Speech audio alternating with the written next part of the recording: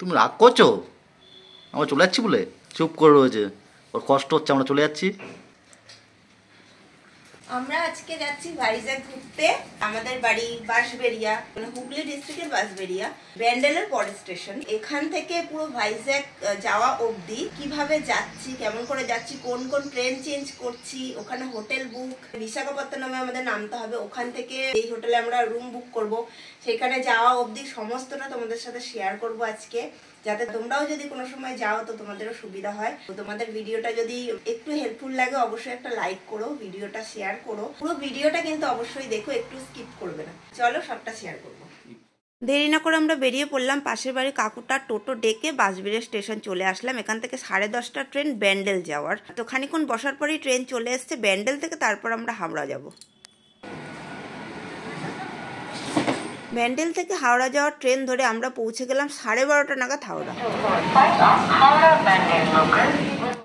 এখন বাজে 12:40 আর আমরা এখন নামলাম এই হাওড়া স্টেশনে। এটা হচ্ছে 14 নম্বর প্ল্যাটফর্ম। এখান থেকে আমরা সাঁতরাগাছি যাব ট্রেন ধরে। এখান থেকে ট্রেন হচ্ছে 1:15 সাঁতরাগাছি যাব ওই ট্রেনটা ধরে। তারপরে সাঁতরাগাছি থেকে করমণ্ডল এক্সপ্রেসে আমরা যাবো ভাইজ্যাক। সাঁতরাগাছি থেকে আমরা ভাইজ্যাকের ট্রেন ধরবো। তো এখন আছি আমরা হাওড়া স্টেশন 14 নম্বর প্ল্যাটফর্ম।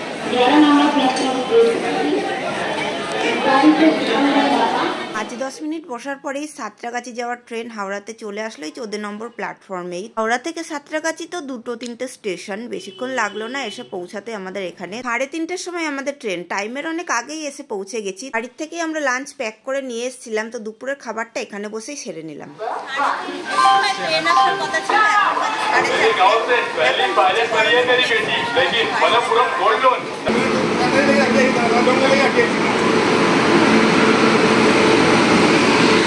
সাঁতরাগাছি স্টেশনে কোনো সময় ট্রেন টাইমে আসে না, সব সময়ের মতো এবারেও লেট করেই আসলো। তোমরা চিন্তা করো না, এখানে অনেকক্ষণ ট্রেন কিন্তু দাঁড়াবে। ট্রেনের টিকিটটা দেখে ট্রেনের বগি আর নিজেদের সিট নাম্বারটা আগে খুঁজে নিলাম। আর হ্যাঁ, আমরা কিন্তু স্লিপার বুক করেছিলাম 3টে, আর নিজেদের বেডিং গুলো গুছিয়ে সাইড করে রাখলাম। আমাদের সিট এটা 60, 58 আর এটা 59। ট্রেন ছেড়েও নিয়েছে। ট্রেন এখন বিশাল জোরে চলা শুরু হয়েছে। চায়ের নেশা হয়ে গেছে, সবাই খায়, তাই জন্য চা খাচ্ছে। এখন বাজে মোটামুটি 5টা। আজকে সারা বিকেল সারা রাত ট্রেনে থাকবো, কালকে সকালবেলা পৌঁছাবো ভাইজ্যাক। 5:30 6টার সময় আমরা ভাইজ্যাক কেমন চা না ভালো না, একদম বেকার চা। কত করে নিলাম? এখানে ট্রেনে উঠেছে তাই জলের মতো চা। 8টা আর ট্রেন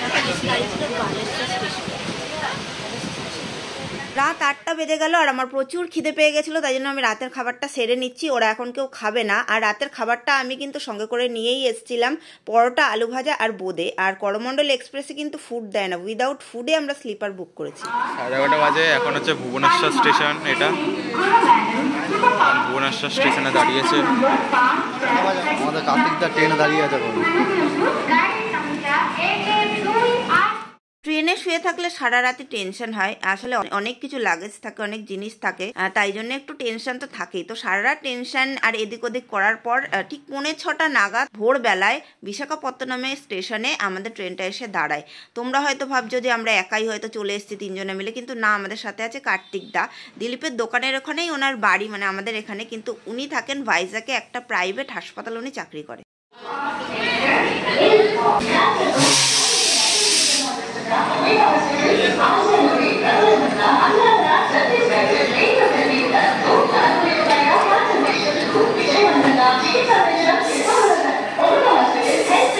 প্ল্যাটফর্ম থেকে বেরিয়ে আমরা সোজা চলে আসলাম অটো স্ট্যান্ডে। এখান থেকে অটো ধরে আমরা চলে যাব কার্তিকদা এখানে যেই রুমে থাকে সেখানে। আর হ্যাঁ, তোমাদেরকে বলে রাখি, এখানে তোমরা কারোর ভাষা বুঝবে না। এখানে দূর দূর অব্দি কোনো বাঙালির চিহ্নও নেই, হিন্দি কিছু কিছু লোকে বোঝে। এখানকার লোকের ভাষা হচ্ছে তেলেগু। কার্তিকদা এখানে বহু বছর থাকতে থাকতে উনি এখানকার সমস্ত ভাষাই জানে, তাই উনি অটোওয়ালাদের সাথে কথা বলে ঠিক করছে কত কি ভাড়া নেবে। আমরা এখন কটা বাজে পৌঁছালাম গুড্ডু?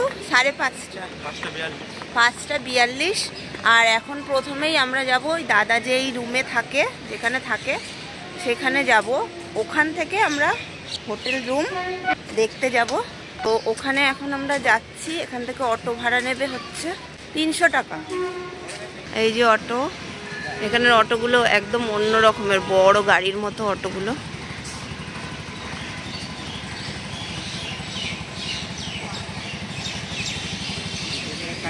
হ্যাঁ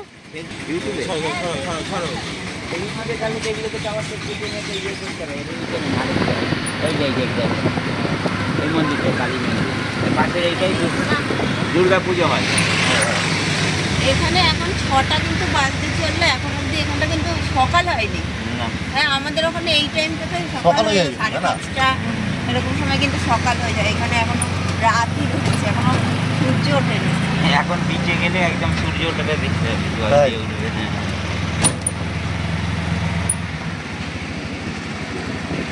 আমরা এখন যে জায়গায় যাচ্ছি ওই জায়গাটার নাম হচ্ছে আড়িলাওয়া। বিশাখাপত্তনম স্টেশন থেকে 30 মিনিট লাগবে ওখানে পৌঁছাতে। ওখান 12 থেকে কিলোমিটার। অটো ভাড়া নেবে 300 টাকা। এখন যেহেতু অনেক সকাল, তাই জন্যে ট্রাফিক নেই বলে 30 মিনিটের মধ্যে পৌঁছে যাবে। কিন্তু 8টার পর যখন ট্রাফিক জ্যাম হয়ে যাবে তখন অনেকক্ষণ টাইম লাগবে, হয়তো ডবল টাইম লাগবে। আমরা এখন ফাঁকায় ফাঁকায় যাচ্ছি, রাস্তা পুরো ফাঁকা।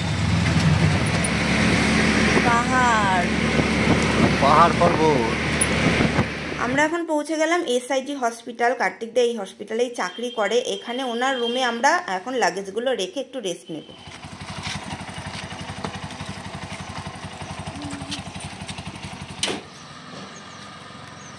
দারুণ লাগছে।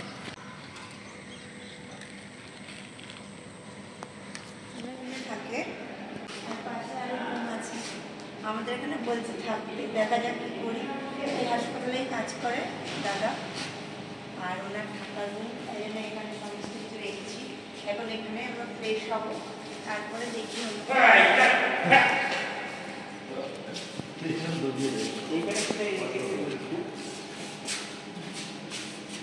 এখানের আমরা কোনো ভাষাও বুঝি না আর কোনো জায়গাও চিনি না। দাদার ভরসাতেই এত দূরে আসা। আমরা কোনোদিন একা একা এত দূরে কোথাও যাইনি।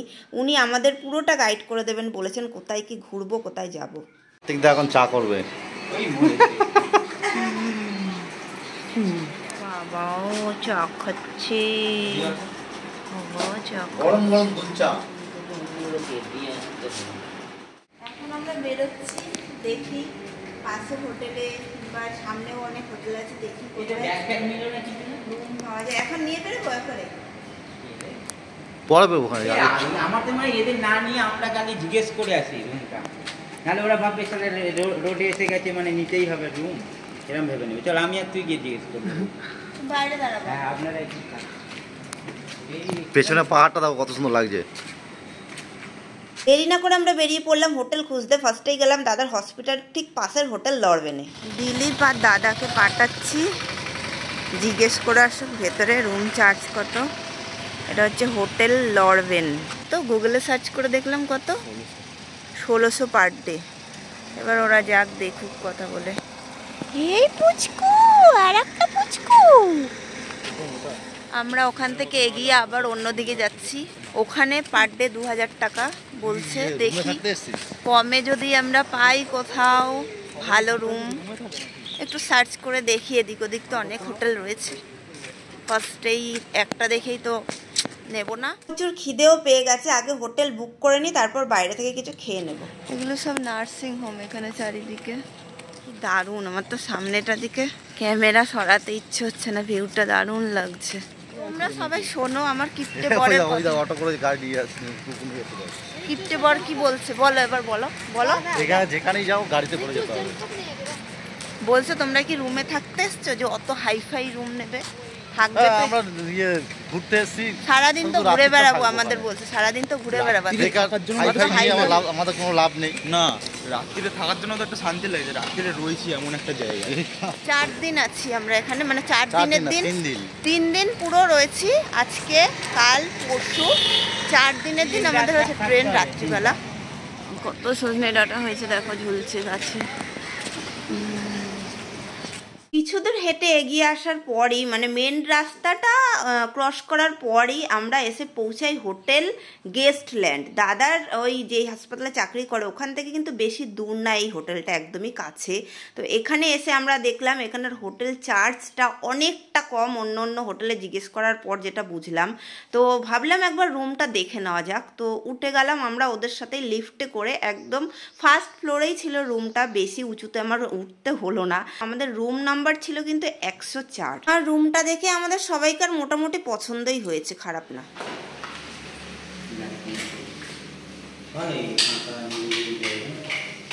থেকে ভালো কি বাস স্ট্যান্ড, দুর্গা বদলে বাস স্ট্যান্ড দেখে নাকি এখানে থাকবে। আচ্ছা কি বাবু কি বেরা বেরে ঠিক আছে, খারাপ না।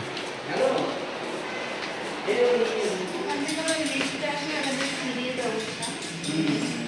আর ওখানে ফার্স্ট ফ্লোরে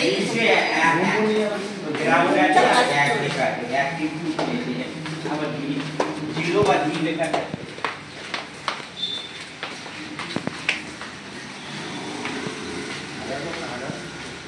এই রুমটাই আমরা ফাইনাল করলাম আর এই রুমটাই নিলাম। রুমটার সমস্ত রকম ব্যবস্থা আছে, এসি রয়েছে। 1000 টাকা রুমটার ভাড়া, আর এসি নিলে তাহলে 200 টাকা এক্সট্রা, 1200 টাকা তিনজনের। আর এখানে দেখতে পাচ্ছ একটা বেড রয়েছে, এখানে দুজনের বেড, এটা এখানে তিনজনের হবে না। ওরা বলেছে এইখানটায় ফাঁকা জায়গাটায় রাতের দিকে একটা বেডের ব্যবস্থা করে দেবে আমার ছেলের শোয়ার জন্য। আর এখানে দেখো টিভিও রয়েছে, বড় সড়ো একটা টিভি। আর ওয়ার্ড্রপ রয়েছে, ওয়ার্ড্রপটা একটু খুলে দেখাই। করবে না, ঝেড়ে ঝুড়ে নিয়ে তারপরে ইয়ে করতে হবে। আর কি ওদিকেও সেম। এদিকে ওই দাদা তো এখানকার ভাষা বলতে পারে সমস্ত কিছু, উনি এখানকারই, এখানে কাজ করে, ওরা বুঝেছে সেটা। তো তাই জন্য আমাদের বলে টলে 1000 টাকা করে ভাড়া হয়েছে আমাদের পার ডে। আর এদিকে ওয়াশরুম দেখিয়ে দিই, এটা হচ্ছে ওয়াশরুম। মোটামুটি ঠিকই আছে, মোটামুটি ঠিক আছে, তো 1000 টাকা অনুযায়ী ঠিক আছে, এসি চলবে, অসুবিধা নেই। আর আমরা তো সবসময় এখানে থাকছি না, মানে রাতটুকু ঘুমাবো। আর খাওয়া দাওয়া আমরা বাইরে কোথাও খাবো না। ওই দাদা বললো দাদা ওখানে রান্নার ব্যবস্থা আছে, উনি রান্না করবে, উনি নিজের জন্য রান্না করেই তো খাওয়া দাওয়া আমরা ওখানেই করবো। আর বাইরে যখন বেরোবো তখন বাইরে কিছু খেয়ে নিলাম, সেটা আলাদা কথা, কারণ দাদা বললো যে বাইরে খেতে গেলে অনেক টাকা আমাদের পড়ে যাবে। তো এই আমাদের তাহলে এই রুমটা ফাইনাল। দেখেই নিয়েছো তোমরা হোটেলের নামটা, কম প্রাইসের মধ্যে যদি আসো তো এখানে থাকতে পারো তোমরা। বলেই দিলাম রেটটা কত। আজকে সকাল অবধি এখানে আমি ব্লগটা শেষ করছি। এখন আমরা ফ্রেশ হবো, রেস্ট নেব, দিয়ে নতুন আর একটা ব্লগ শুরু করব। বিকেলবেলা আমরা ঘুরতে যাব, কোথায় যাচ্ছি না যাচ্ছি দেখা হবে নেক্সট ব্লগে। সবাই ভালো থাকো, টাটা।